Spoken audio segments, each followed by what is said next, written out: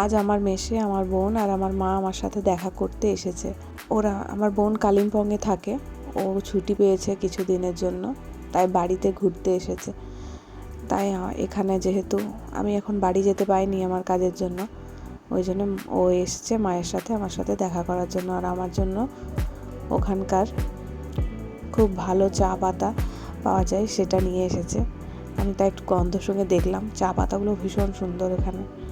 আর তার সাথে এই যে এখানকার অথেন্টিক যে কাপের সেট, ওখানে মানুষ চা খেতে খুব ভালোবাসে, তাই এখানে বিভিন্ন রকমের ভ্যারাইটিসের কাপ পাওয়া যায়।